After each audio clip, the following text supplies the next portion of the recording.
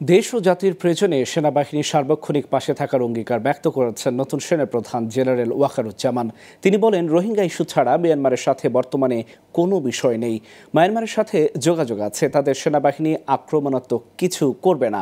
তবুও সীমান্ত এলাকায় নৌসেনা ও বিজিবি সতর্ক অবস্থায় রয়েছে। রোববার দুপুরে সেনা দপ্তরে বিদায়ী সেনাপ্রধান জেনারেল এস.এম. শফিউদ্দিন আহমেদের কাছ থেকে দায়িত্ব বুঝে নেওয়ার পর সংবাদ সম্মেলনে এসব কথা বলেন তিনি। বিস্তারিত তরুণ বেগীর প্রতিবেদনে। রোববার দায়িত্ব নেওয়ার পর সাংবাদিকদের মুখোমুখি হন নতুন সেনাপ্রধান জেনারেল ওয়াকারুজ্জামান। তিনি বলেন, দেশ ও জনগণের প্রয়োজনে সার্বক্ষণিক পাশে থাকবে সেনাবাহিনী।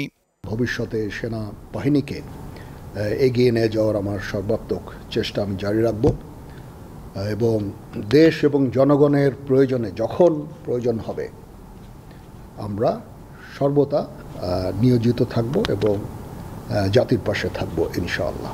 মায়ানমার প্রসঙ্গে এক প্রশ্নের জবাবে সেনাপ্রধান জানান, বর্তমানে রোহিঙ্গা ছাড়া অন্য কোনো ইস্যু নেই মিয়ানমারের সাথে। তাদের সেনাবাহিনী আক্রমণাত্মক কিছু করবে না। রোহিঙ্গা সমস্যা সমাধান হবে বলেও আশা প্রকাশ করেন তিনি বলেন, সীমান্তে নৌ সেনাসহ বিজিবি সতর্ক আছে এসব দেখার জন্য। তারা কোনো ধরনের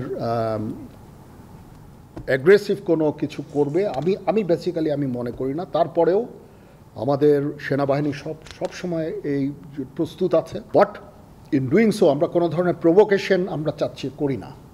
মায়ানমারের সাথে আমাদের রোহিঙ্গা ইস্যু ছাড়া there is no other issue.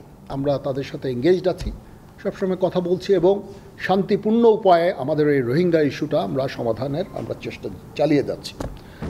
এর আগে রীতি অনুযায়ী ফুলসজ্জিত গাড়িতে শ্রদ্ধা জানানো হয় জেনারেল এস.এম. শফিউদ্দিন আহমেদকে।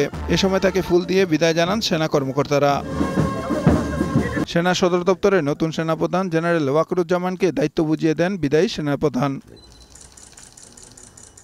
এদিকে সকালে শিখা নির্বাণে পুষ্পস্তবক অর্পণ করেন বিদায়ী সেনাপ্রধান জেনারেল এস.এম. শফিউদ্দিন আহমেদ। পরে সেনাকুঞ্জে তাকে দেওয়া হয় বিদায়ী গার্ড অব অনার।